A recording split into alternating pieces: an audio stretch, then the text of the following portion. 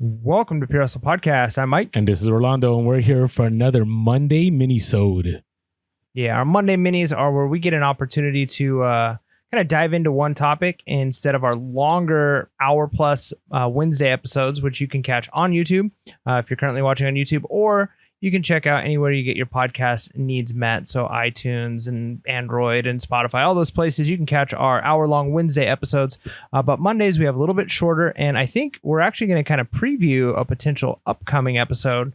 And we're doing a little bit tighter here. And we're talking about the current state of reselling on eBay. Official current state. Here it is. The state of reselling. Take it away, Orlando.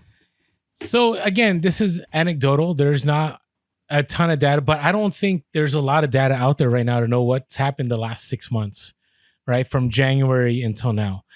And you could go on therapy. You can find out, what brands sold well and price points, but you really got to do a ton of research. So here's my sense right now. My sense right now is, and based on my store and a ton of other resellers who reach out to me on social media and so on, is that the sweet spot for reselling right now are items that sell for $20 to $30. And I know that sounds terrible because I'm more used to being the sweet spot of like $50 to $100. But as the economy has changed, as inflation has hit everybody, I do think right now, like if you have something that's $80 and somebody's offering you, a good offer, we'll talk about this because buyers are always offering lower offers now. I think you need to make sure you check your prices because there's a lot of items I used to be able to sell for $50 easy, and now they're selling for $30. One example is like Rain Spoon Hawaiian shirts. If I try to sell those for my average price, $65 a piece, which for the years, that was like the bottom for me. That's no longer the bottom. The bottom for me now is around $30 per Hawaiian shirt, depending on the pattern and so on. And so make sure that you're sourcing, when you're sourcing out there, understanding that if you're sourcing lower price items, that means that your cost better be super low because what you're going to sell it for is going to be even lower. And so be aware that if you want to continue to have sales, you have to have items that are selling between $20 to $30, unless you're in a very niche field. Like, let's say, I don't know how the sneaker world's doing, or maybe, in the turntable world, maybe those prices are staying where they're at. But I would say for clothing and so on, if you continually want to make sales, they're going to be those lower end, like $20 to $30 sales that you're going to have to do multiple times a day. I don't know if that makes sense. That makes sense, Mike? Yeah, I mean, it just kind of goes with the economy, right? Like people maybe hurting a little bit financially. And so if they're going to spend money, it's probably not going to be bigger ticket items. They're going to be wanting to buy items a little bit lower, which kind of leads into the next point, which is expect to get more offers. Expect to have low offers coming in. So we always have most of our items are buy it now with best offer enabled. So occasionally we'll auction an item if there's specific reasons for it. But kind of the average way we sell is by buy it now, best offer available. And a lot of the offers that come in expect to be, well, two things. One, expect to receive offers, right? Expect to have offers come in as opposed to just someone buying it outright. You're still going to get people buying outright, but people are looking for deals. And so don't be offended when you start getting some lower offers coming in. In fact, that's when you kind of maybe need to do I've mentioned before in the past that I think it was on Jocko Willink's podcast, that the person who cares the least in negotiation wins. And the reality is it used to be able to kind of maybe not care as much. Somebody came in with a low ball offer and you're like, yeah, I don't really care to sell this item that much. I could wait until I get the value I need.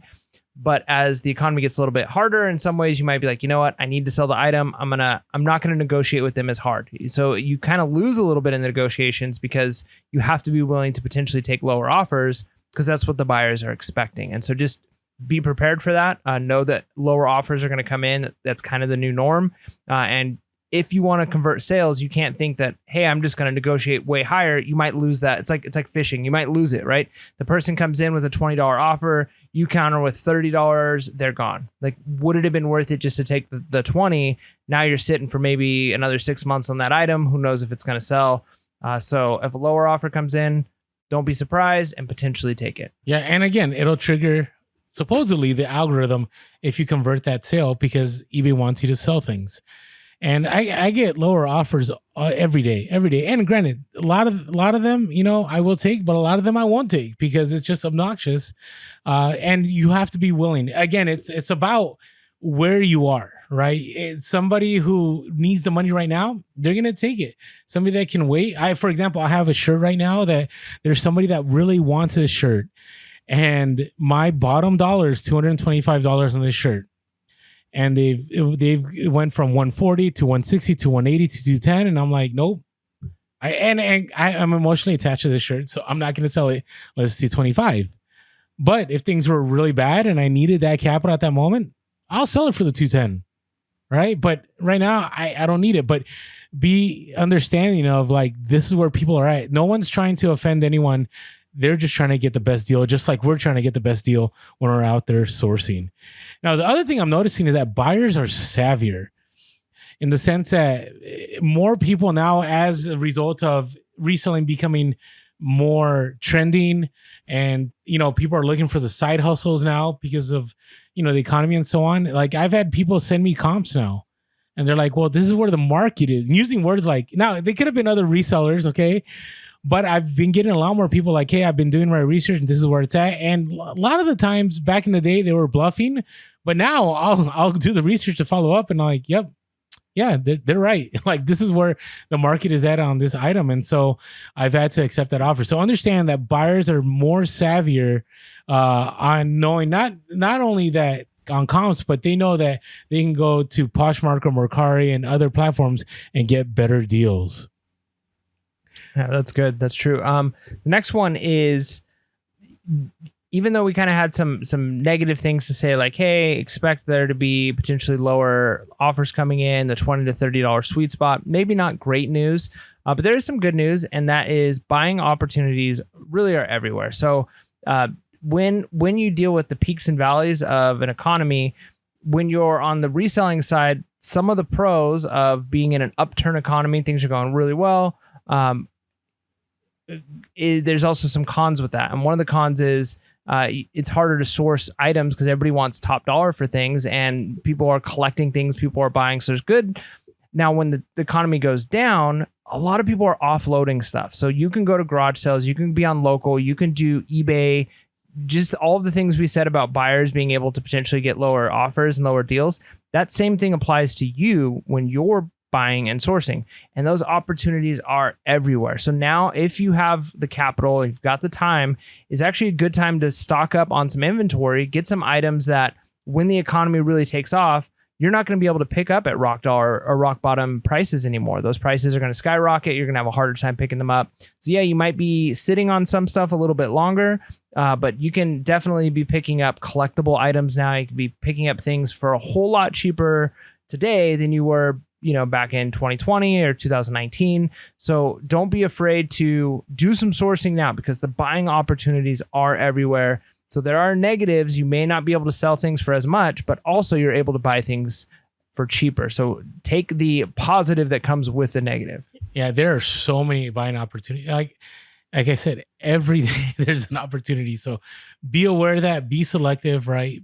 But understand that, when things turn around, if you chose wisely when you sourced, you're going to be doing really well when things rebound. And the last thing here is, it's a roller coaster right now. I don't care what anybody tells me. I don't care what guru says. If you source this amount of items, you list this amount of items, and you sell it for this amount, wherever it is, I don't think that's the case for 99% of resellers. I don't. I don't know if it's the algorithm doing things. I don't know if it's eBay tinkering. I don't know if it's just buyers, it depends on what you have. But, my sense is from a lot of people, and let us know in the comments too, is that, you'll have a day and it's just sale after sale after sale after sale. And then next day, crickets. And next day, sale sells a sale, then crickets. Or you might have 5 days straight and then crickets. Not really sure what's causing this, but understand that you need to stay consistent still, right? Because if you let the roller coaster determine how you feel for the day, your emotions, or determine whether you stay motivated, your sales are actually going to go down, because you're going to go like, I can't handle this. I'm so done with this.